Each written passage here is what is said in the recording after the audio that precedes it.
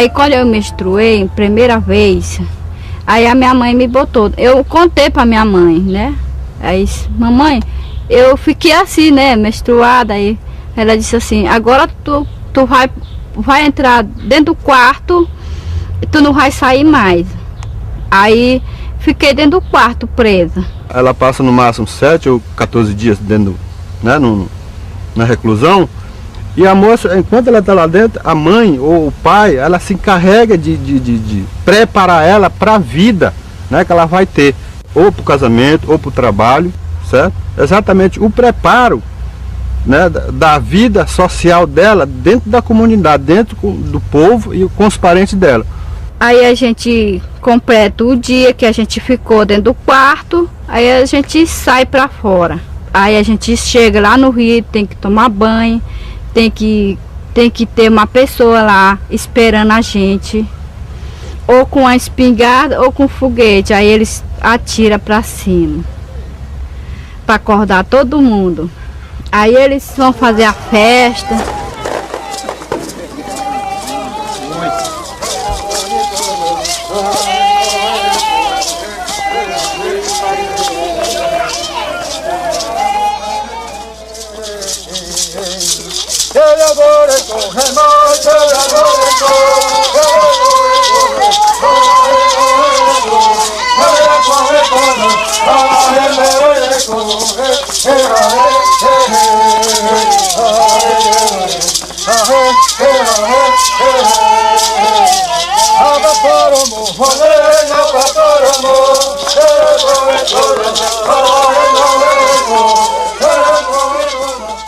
Se essa festa não acontecer, essa moça, geralmente ela vai ter algum problema de saúde mais adiante.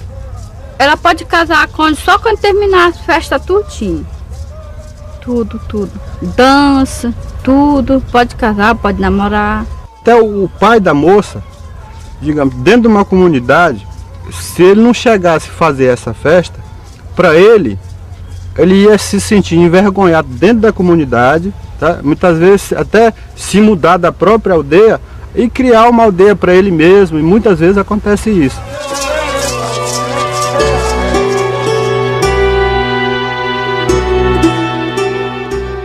Caríssimo irmão, queres saber sobre as coisas deste novo mundo? Eis-me para satisfazer-te.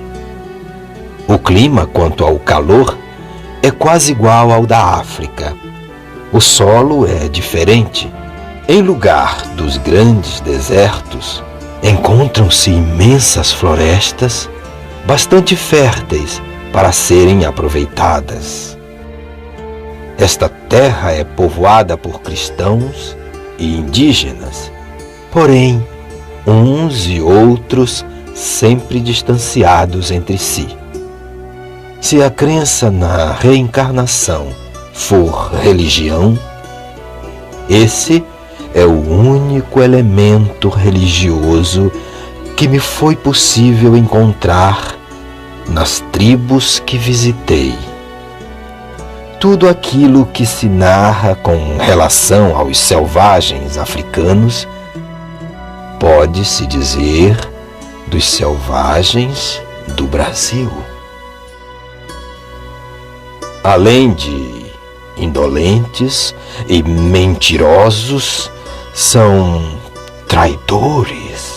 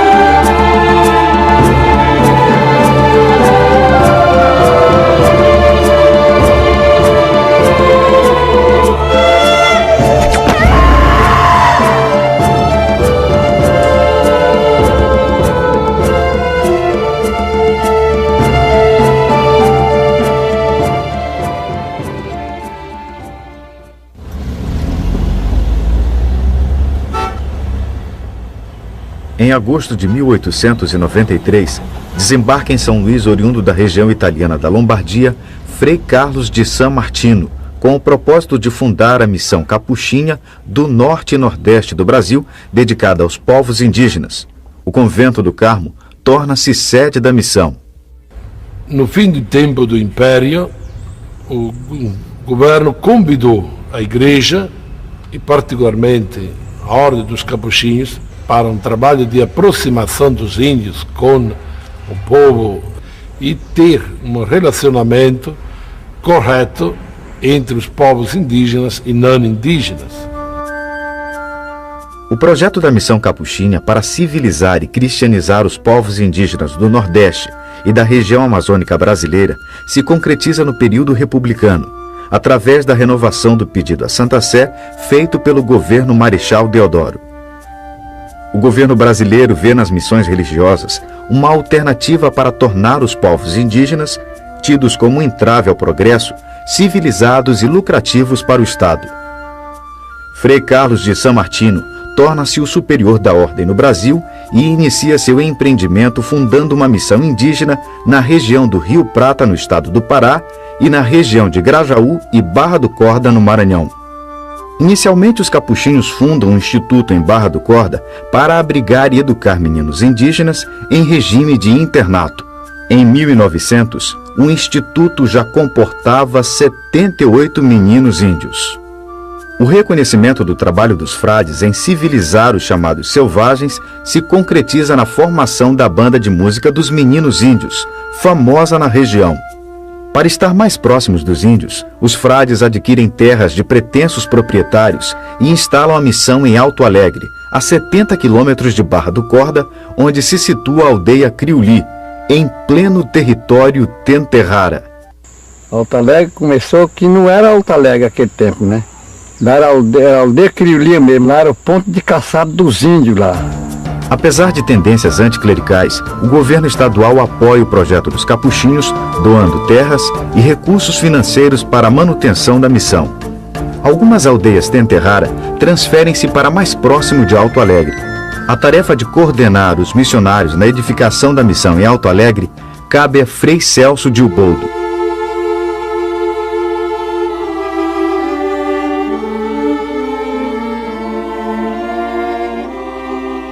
Nestes últimos meses, Deus nos deu uma grande consolação.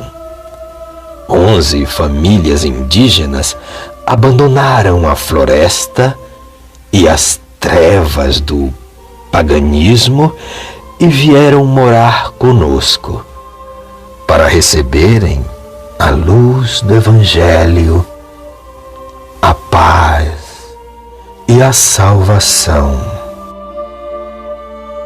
A partir do êxito com a experiência de internato em Barra do Corda, os frades passam a questionar a respeito do futuro desses meninos índios. Claro que os meninos, com o tempo, vão querer casar. Mas com quem? Com moças selvagens?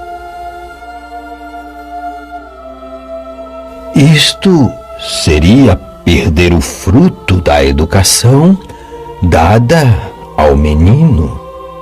Eis, pois, a necessidade de um instituto para meninas indígenas. Um instituto para meninas índias é criado em Alto Alegre, funcionando em regime de internato. Inicialmente, as internas ficam sob os cuidados da religiosa leiga e professora Dona Carlota Bezerra. Em seguida, os frades buscam apoio de irmãs capuchinhas. 6 freiras genovesas e uma maranhense, lideradas por Madre Rubato, aceitam o convite. Antes de partir de Alto Alegre, a superior escreve algumas recomendações às irmãs. Minhas filhas, trabalhai muito por esta missão, por estas filhas dos silvícolas, agora vossas filhas. tudo suportai para salvar almas, para abrir-lhes as portas do paraíso. Se houver necessidade, imitai o exemplo de todos os santos, que por este único fim foram mártires. Como metodologia tanto do internato em Barra do Corda quanto de Alto Alegre, as crianças são isoladas, para que mais facilmente aceitem a fé católica e os novos costumes dos chamados civilizados. Nas incursões realizadas ultimamente, obtive 42 meninos, 6 dos quais fugiram, 2 foram para o céu e os demais aprenderam no instituto de maneira admirável. Os pequenos selvagens foram trazidos da floresta sobre meus ombros. Mais uma vez, corri perigo de ser flechado. A nossa vida está sempre em perigo.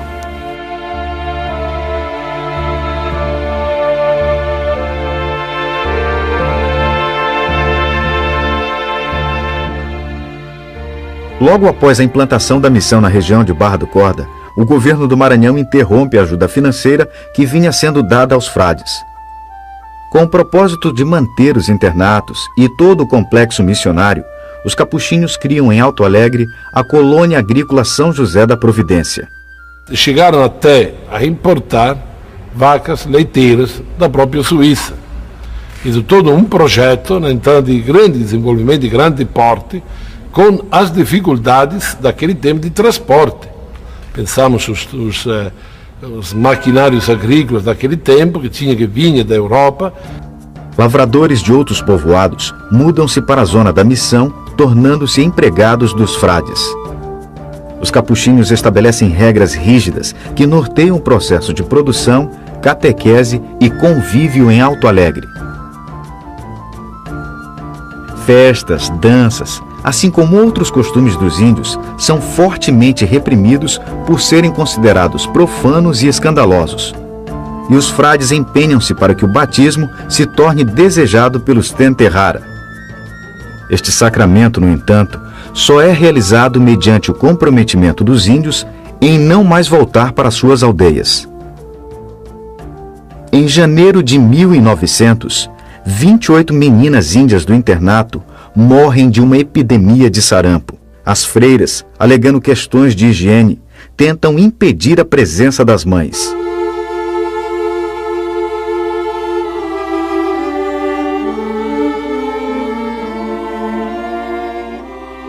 Cara madre, como esta é uma doença epidêmica muito braba, já levamos várias meninas para o cemitério. Por conselho dos reverendos padres, mantivemos a situação em segredo tanto quanto foi possível.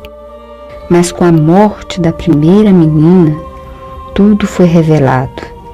Em pouco tempo, a nossa casa ficou cheia de caboclos, todos querendo ver as suas filhas.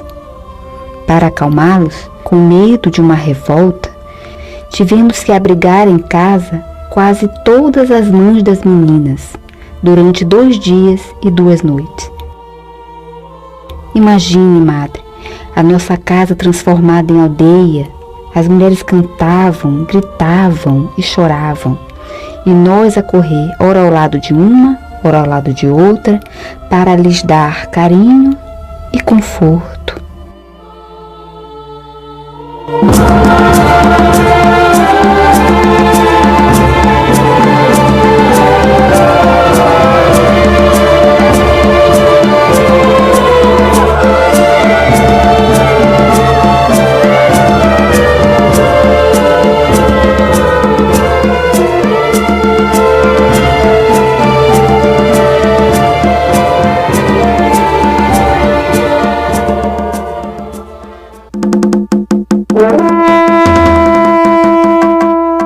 missão de Alto Alegre passa a viver sob ameaça de ataques. O cacique João Caboré e o índio Manuel Justino destacam-se como líderes e ameaçam assaltar a enfermaria e resgatar as crianças que ainda vivem. Os capuchinhos acionam a polícia de Barra do Corda. As cartas e outros documentos da época, produzidos pelos religiosos, atribuem a fatores externos as causas do agravamento das tensões em Alto Alegre.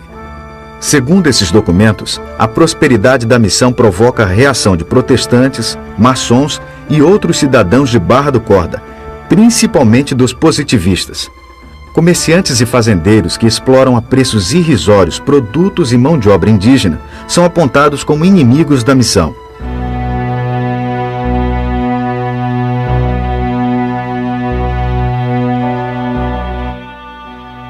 Se a missão indígena dependesse das autoridades civis, como acontecia nos tempos do Império, já nos tinham expulsado, pois o ódio contra nós destes fariseus, hipócritas e ladrões do suor dos índios chegou ao cúmulo. Mas ninguém pode contra Deus. Quanto mais nos perseguem, mais e mais a missão progride e triunfa.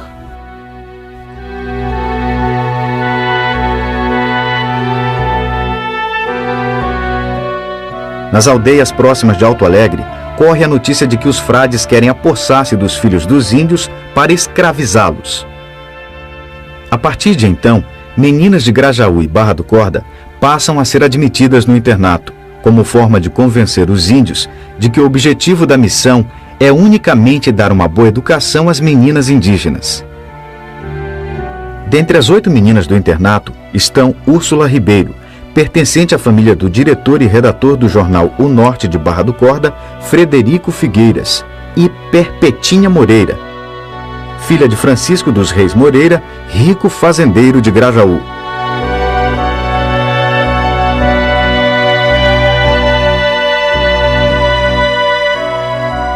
Na tentativa de acalmar os ânimos, os frades conseguem, junto ao governo estadual, a atribuição de patentes para o cacique Caboré e a outros índios revoltosos. As patentes de capitão, general, generalíssimo, de valor insignificante para os não-índios, representam um importante dispositivo permitindo ao governo manter as lideranças indígenas em uma situação de aliança e controle. No ato da distribuição de patentes, os índios recebiam roupas, outros presentes e, eventualmente, armas. Para o índio, a patente recebida das mãos do Papai Grande, como era conhecido o presidente da província do Maranhão, reforça a condição de líder.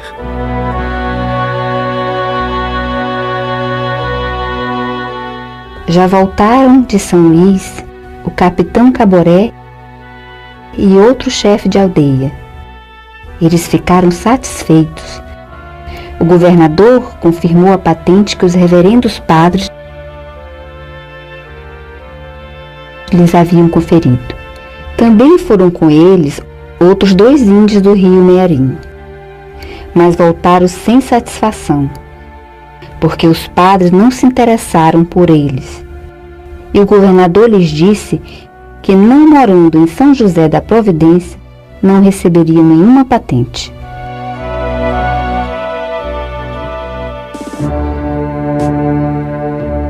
O cacique João Manuel Pereira dos Santos, o capitão Caboré, conhecido pelos índios como Caiuré e Mana, é um tenterrara que desde o início da missão se submeteu à catequese, participando fervorosamente dos rituais católicos. Logo pediu o batismo. Caboré passou a ser um exemplo do sucesso da catequese e seu casamento com uma cristã foi realizado pelos frades em Alto Alegre com a presença de pessoas ilustres de Barra do Corda. Caboré viola regras estabelecidas pelos missionários, é preso por uma espécie de milícia indígena e castigado por vários dias. Durante meses, de aldeia em aldeia, Caboré percorreu um extenso território no Maranhão, convocando lideranças tenterrara para a guerra contra os capuchinhos e tudo o que eles representam. Caboré fala em rapto de crianças, da morte de meninas Tenterrara no internato de Alto Alegre e das violências que ele próprio sofrera por haver abandonado Alto Alegre e a esposa cristã para casar-se com uma índia. Caboré ficara preso em Alto Alegre 4 dias, amarrado ora pelos pés, ora pelos braços, ora pelo pescoço.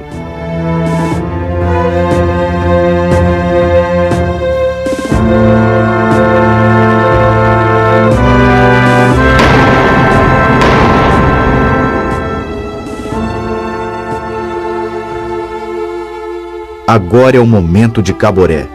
Os 4 frades e 7 freiras estão mortos, e com eles os demais moradores de Alto Alegre e de algumas fazendas vizinhas. São 200 cadáveres. Os jornais anunciam como o maior massacre de brancos por índios na história do Brasil. A tragédia ganha repercussão internacional. O Papa Leão XIII declara que os frades e freiras trucidados pelos índios são as primícias do século XX, os primeiros frutos da nova estação doados à Igreja.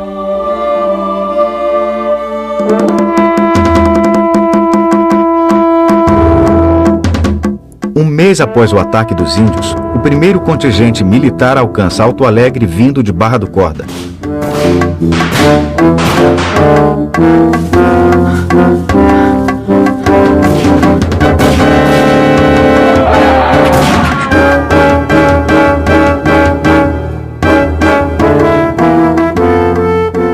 Os Tenterrara conseguem repelir os 2 primeiros ataques.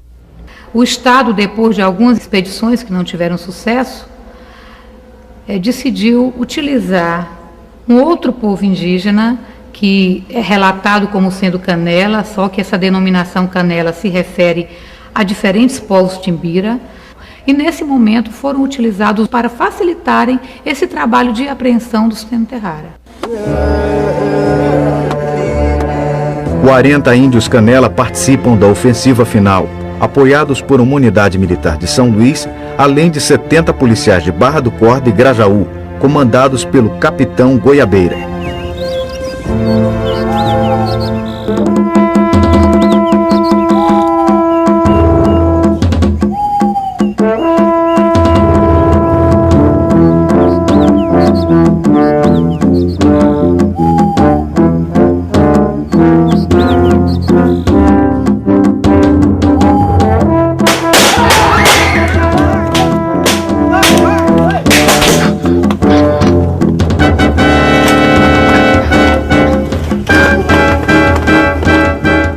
Em uma das aldeias da área Canabrava, o grupo do capitão Goiabeira consegue resgatar uma das 8 meninas brancas raptadas no ataque, a pequena Úrsula, única testemunha dos acontecimentos na igreja de Alto Alegre. As outras meninas jamais foram encontradas.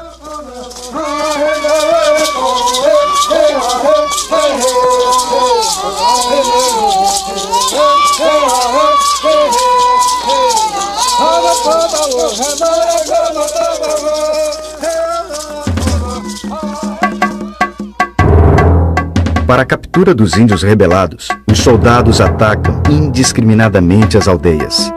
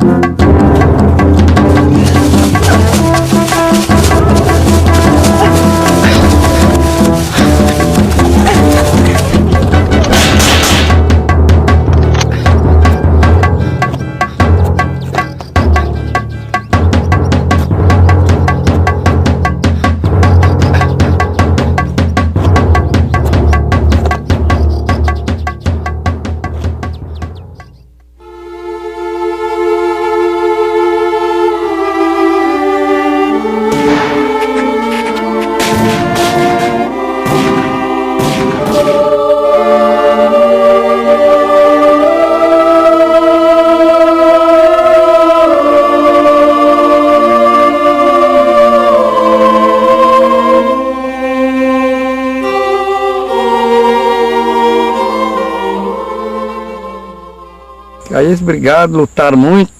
Caboré já estava cansado demais, né? Caburé foi ter num lugar por nome Cana Brava, em cima, parece uma aldeiazinha que tinha lá. Aí ele ficou lá. Quando estava muito cansado, ele disse, rapaz, agora vamos descansar. Quando pensou que não, a polícia cercou ele, né?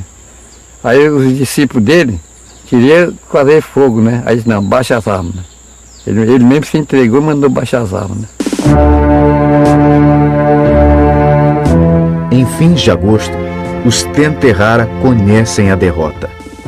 Caboré é preso pelas tropas do capitão Goiabeira e levado para a cadeia em Barra do Corda, juntamente com outros 34 participantes do ataque.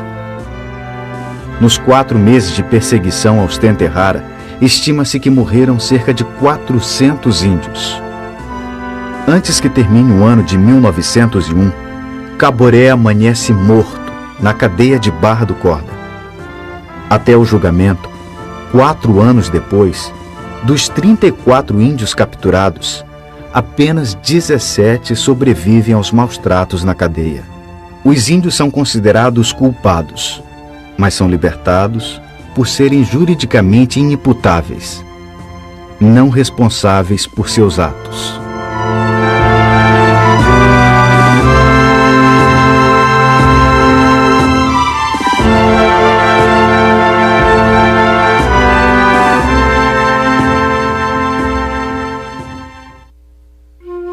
Logo após a retomada de Alto Alegre pelos militares, Frei Carlos de San Martino recolhe os corpos dos religiosos e os leva à Barra do Corda.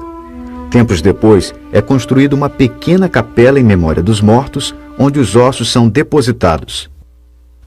A missão de Alto Alegre é abandonada e o internato em Barra do Corda é extinto. Nos anos que se seguem, a cada dia 13 de março, os capuchinhos relembram os religiosos mortos com celebrações no Brasil e na Itália. Nas gravuras sobre o chamado Massacre de Alto Alegre, publicadas na Itália logo após o incidente, os Tenterrara são representados a partir de imagens de índios norte-americanos e de negros de etnias africanas. Os chamados mártires são representados nas iconografias da igreja envoltos numa aura de santidade, bondade e entrega ao sacrifício. Criam-se expectativas de canonização dos 11 religiosos. E não é também que eles não sabiam que, como consequência da sua missão, podia acontecer isso. Eles sabiam. Mas como eles tinham um objetivo superior, e esse objetivo era catequizar, era evangelizar, era expandir o reino de Deus. Embora, quando o momento chegou, é lógico, eles procuraram também evitar isso. Procuravam fugir, mas só que não tinha mais como, procuraram se esconder. Mas também o próprio Jesus, ele chorou, ele suou sangue, ele gritou a Deus. O meu avô, Pedro Freitas, era vaqueiro dos frades, lá no Alto Alegre. E um índio avisou por várias vezes do que eles iam fazer contra os padres. E quem tivesse lá ia matar todo mundo lá. E levou o meu avô às matas para mostrar a quantidade de índios que haviam chegado. Aí ele acreditou. O índio disse, compadre, vai embora, porque eu já fui escolhido, porque eu sou teu compadre para matar tu, matar teu esposo e matar teu filho. Porque eu sou teu compadre e vou te matar bem devagarinho. Diz que dói pouco, não dói a facada. Ele foi lá no convento, contou a história, eles não acreditaram, acertou as contas com os frades, comprou um animal, botou uma carga e botou minha avó, Maria do Carmo Pinheiro Freitas, no meio da carga, e viajou a noite toda com minha mãe a pé, de 6 anos. Quando chegaram de manhã, do dia 13, que era um domingo, no lugar chamado Lagoa Danta, lá, na hora que eles estavam matando o povo e os frades lá no convento, na hora da missa, a minha avó estava descansando o filho, que ela estava em meio de descansar. E lá eles passaram a quarentena, não foi nem 40 dias, uma média de 60 dias, E quando voltaram, que chegaram aqui na cidade, o pessoal se assombrou, porque todo mundo daquela região, eles achavam que os índios haviam assassinado todo mundo, né? E quando eles chegaram aqui, eles ficaram pensando que diziam que ali não era o Pedro Freitas, que era a alma, o espírito de Pedro Freitas com a mulher e os filhos que estavam andando aqui na rua. Após o incidente de Alto Alegre, recrudesce entre os não-índios um forte ressentimento contra os Tenterrara, aprofundando preconceitos e estigmas. As narrativas sobre o rapto de Perpetinha Moreira difundem na região o estigma da crueldade dos índios. Mas diz que lá no Alto Alegre mesmo, assim, nas matas, ainda tinha o nome dela escrito numa árvore. Ela falava assim, disse, aqui vai passando a infeliz Perpetinha. Agora, nós achamos até que quando eles conseguiram fazer alguma coisa sobre a vida sexual dela, ela disse, não me procurem mais que eu não existo mais para Deus. O horror dos cristãos, a chamada selvageria dos índios, se eterniza na efígie dos mortos de 1901, estampada na fachada da Igreja Monumento, erigida pelos capuchinhos em Barra do Corda. Não só a igreja, mas a versão do Estado brasileiro e dos brasileiros de modo geral, é no sentido de potencializar a agressividade, né, da ação praticada pelos índios. E um dos termos utilizados nesse sentido é exatamente o termo massacre. Nas aldeias, hoje eles se referem a esse incidente como o tempo do Alto Alegre, porque para eles tudo transcende aquele momento final em que eles assassinam, matam padres, freiras e fiéis que estavam na missa. Para eles há um tempo que é mais longo, em que eles estão sendo diariamente massacrados, se a gente puder utilizar o mesmo termo. 50 anos mais tarde, os capuchinhos retornam a Alto Alegre e ali reconstroem a missão. Edificam ao lado da antiga igreja uma outra ainda maior. Desta vez atraem famílias camponesas de outras regiões, junto às quais passam a exercer atividades missionárias. Quando nós chegamos no Alto Alegre, os índios começaram a trabalhar com nós, com o papai. Aí nós ficamos lá, junto com esses índios, junto com esses padres. Aí fomos juntando aquele pessoal, foi chegando muita gente. Eu sei que quando a gente pensou que não, Alto Alegre estava Alto Alegre. Na antiga igreja, são preservadas marcas dos tiros e flechadas, vestes ensanguentadas dos frades e outras evidências do ataque de 1901. Os ossos dos mártires retornam a Alto Alegre em uma urna funerária lavrada em mármore italiano. A implantação de povoados e fazendas e a expansão de Alto Alegre sobre as terras indígenas provoca uma sucessão de conflitos, alguns com mortes. As tensões se agravam na década de 70 durante os trabalhos de demarcação das terras indígenas. Os Tenterrara exigem das autoridades a retirada dos não-índios de seu território, enquanto poceiros e missionários capuchinhos insistem em permanecer no local. Numa atmosfera de luta contra a ditadura, a sociedade civil cria entidades voltadas para a defesa dos direitos humanos, dentre elas, as indigenistas, que favorecem a luta dos índios pela retomada de seus territórios. As entidades mobilizam a opinião pública através de eventos em São Luís com a participação dos Tenterrara. Em setembro de 1979, a FUNAI, Fundação Nacional do Índio, firma um convênio com o governo do Maranhão, repassando uma grande quantia em dinheiro para a remoção e reassentamento das famílias camponesas da terra indígena. Ingressando com ação demarcatória na Justiça Federal do Maranhão, a Ordem dos Capuchinhos tenta garantir sua presença no Alto Alegre, e os poceiros recusam a transferência para o local escolhido pelo governo, onde as condições de vida são precárias. 2 anos após a assinatura do convênio, o dinheiro repassado ao governo do estado é utilizado em outras finalidades. O governo do Maranhão decide não mais honrar o seu compromisso de reassentar os poceiros em outro local, mantendo as famílias juntas. É proibida qualquer atividade produtiva em Alto Alegre. Chegava umas pessoas lá, uns representantes não sei de onde, Aí dizia que tinha que suspender o serviço da roça. Lá se viam os homens da roça. O governo se compromete em alimentar os moradores até a conclusão da transferência. A cesta básica que ele mandou, as pessoas só comiam porque, infelizmente, estavam com fome. Porque o feijão não cozinhava, o arroz não prestava, nada prestava do que ele mandou. Cansados da incerteza, proibidos de fazer suas roças e assustados com a ameaça de guerra, os poceiros acabam aceitando a irrisória indenização oferecida pelos órgãos oficiais e finalmente se retiram. Os poceiros são levados a demolir suas próprias casas e, com o dinheiro da venda de telhas e madeiras, custeiam transporte para a mudança. As famílias se dispersam. Algumas deslocam-se para a periferia das cidades próximas, outras mudam-se para o vizinho povoado de São Pedro dos Cacetes, também situado em terras indígenas.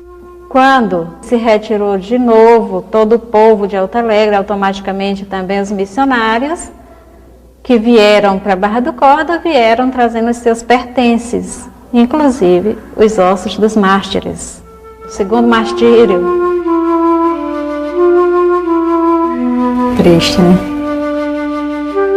As fotografias dos álbuns de família guardam recordações do cotidiano no extinto Alto Alegre e representam para os expropriados um documento simbólico de posse e do direito à moradia.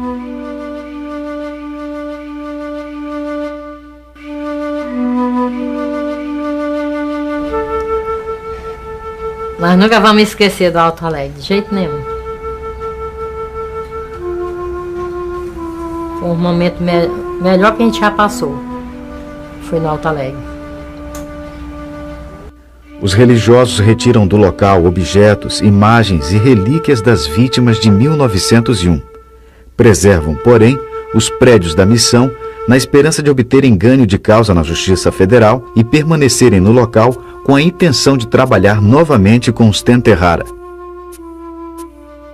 Na década de 70, nos conflitos entre índios e não índios, em Barra do Corda e Grajaú, os capuchinhos, ao se posicionarem ao lado dos poceiros, mantêm-se contra os Tenterrara. Essa situação dificulta o desejo dos missionários de trabalhar novamente com os índios e repercute na Itália, interferindo nas discussões sobre a canonização dos 11 religiosos. Na década de 70, eu era já padre, e sempre se falava destes mártires como pessoas heróicas para nós capuchinhos. Mas também se dizia que começar um processo de canonização seria chocar com a cultura dos índios. Também porque naquela época de 70 havia ainda conflitos de índios e não índios em Barra do Corda. E começar este processo de canonização defendendo os não índios e falando mal dos índios, talvez seja inconveniente. O novo projeto dos capuchinhos não se concretiza. Em março de 1983, 82 anos depois do incidente de Alto Alegre, várias famílias Tenterrara ocupam os prédios abandonados da missão. Reedificam, sob a liderança do cacique Celestino Lopes, a antiga aldeia Crioli, que deixou de existir no local em fins do século XIX com a implantação da missão.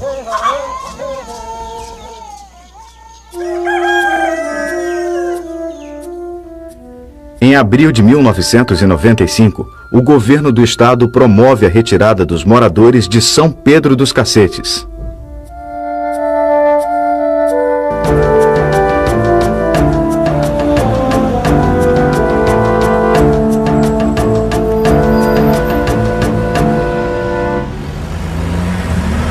Na cidade de Paulo, próximo a Milão, nasceram Francesco Panigada, nome de batismo de Frei Rinaldo de Paulo, e o leigo Pietro Novarese, mortos pelos índios. A cidade homenageia os religiosos, dedicando uma de suas ruas aos mártires da fé. Na igreja principal da cidade, encontra-se uma pequena urna contendo um punhado de terra e pedras de Alto Alegre. Na casa em que nasceu um dos religiosos, fiéis ainda veneram seus mártires. A igreja local procura manter a tradição de relembrar seus mártires por meio de celebrações e outros eventos, com a participação dos moradores e autoridades locais. Existem algumas pessoas que falam por aí que não compreendem porque a igreja não abre esse processo, essa possibilidade de tornar esse pessoal santo. Surge também os inconvenientes, porque, por um lado, proclamar beato as pessoas que foram mártires pode ser entendido hoje como condenar as pessoas que fizeram os mártires. A imagem mais conhecida dos mortos em Alto Alegre e largamente difundida entre os fiéis reproduz uma pintura feita na década de 60.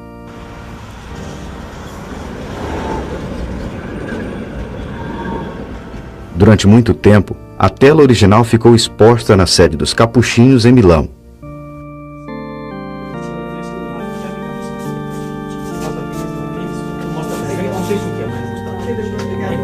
Hoje, a obra se encontra no depósito do Museu da Ordem.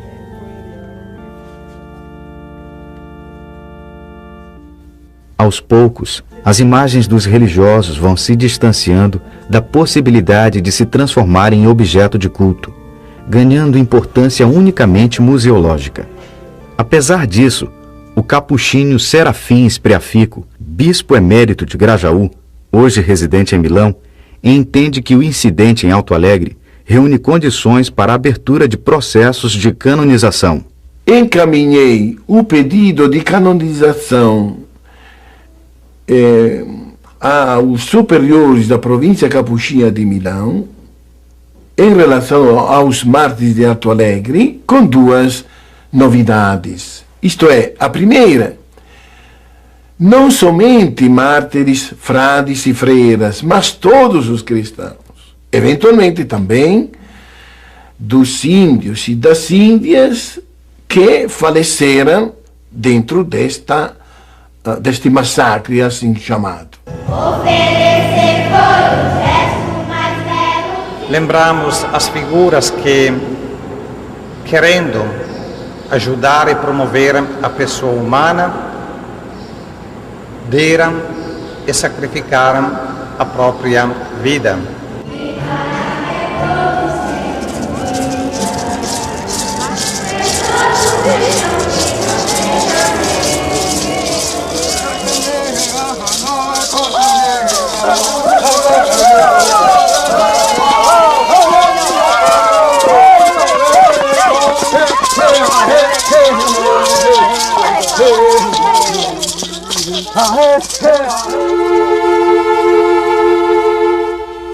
O conflito entre culturas tão diversas escreve ao longo de mais de 100 anos uma trágica história que parte da imposição de uma cultura sobre a outra.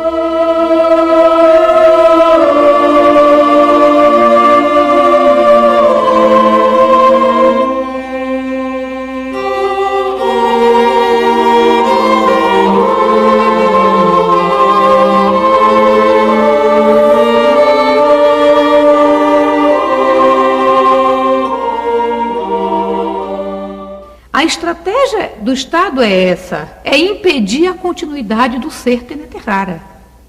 Só que naquele momento, a articulação com a questão religiosa era muito mais forte. Então você não podia pensar em alguém civilizado que não fosse cristão. Tirar do seu ambiente para dar uma nova cultura, uma nova formação, para criar um novo povo indígena. Essas eram um pouco as intenções, né, do governo e apoiado, desenvolvido assim, da igreja naquele tempo. A revolta foi causada por isso, dizemos assim, pode ter sido causada também por isso. Porque, logicamente, ninguém aceita, né, que chegam outros de fora para impor, né, uma nova cultura, um novo modo de viver. Mas, repito, para explicar o massacre de Alto Alegre, não pode ser só isso, também isso. Toda sociedade vive dos seus rituais. Os rituais é que vão reforçar em qualquer sociedade a forma de ser, de existir de construir todas as representações acerca do mundo, da natureza e etc. Então, se você retira as meninas, se retira os meninos, então logo eles vão chegando à puberdade, tem o ritual fundamental, que é o ritual de passagem, que vai transformar aquela menina na festa da moça, ou aquele menino na festa da esteira, no adulto Tenetehara. Ada urukapau ku tingu era wana hetakoren tekoi punuk ekulma upau akoi ma tekoi punukau tekoi jamuru upau uruka akoi orm he uleviwa ne hetak amoy ekul.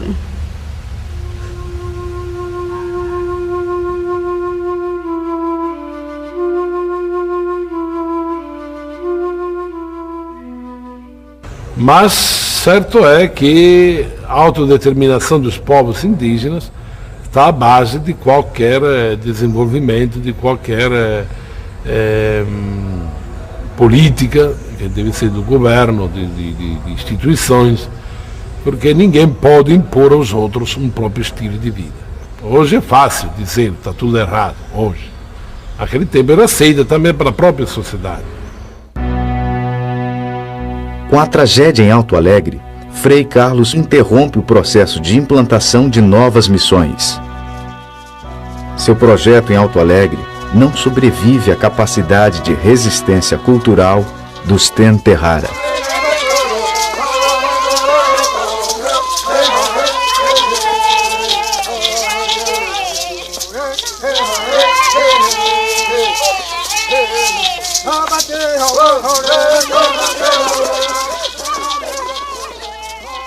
O Caboré se tornou um ícone nessa história toda.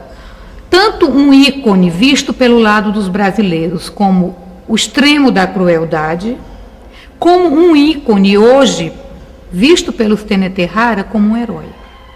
Aquele que defendeu o povo Tenetehara na sua contínua luta pela liberdade.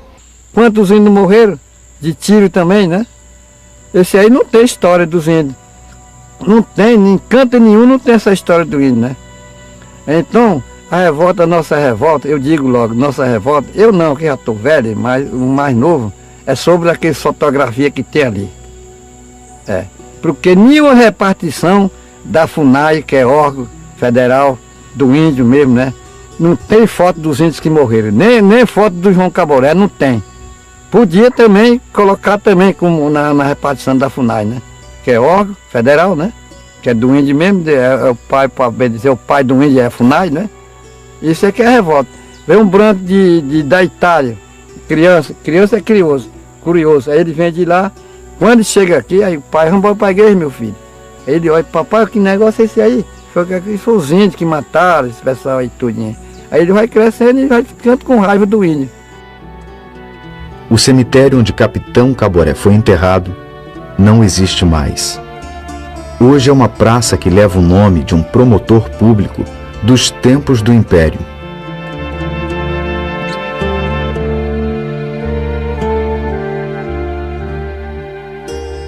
Esta fotografia foi publicada na Itália em 1908 sob forma de gravura, como um registro do grupo de índios participantes do massacre. O ambiente, a presença de crianças, a postura dos homens e as roupas que vestem indica que a foto teria sido feita ao lado da igreja de Alto Alegre em um momento anterior ao ataque. Certamente figuram nessa imagem o Capitão Caboré, Manuel Justino e outros índios rebelados que morreriam em combate logo em seguida ou de maus tratos na cadeia de Barra do Corda. Ao captá-los como cristãos e civilizados, registrando um momento de êxito da ação missionária em atendimento ao Estado brasileiro, a fotografia parece também querer eternizar um instante de vitória dos não-índios sobre os índios.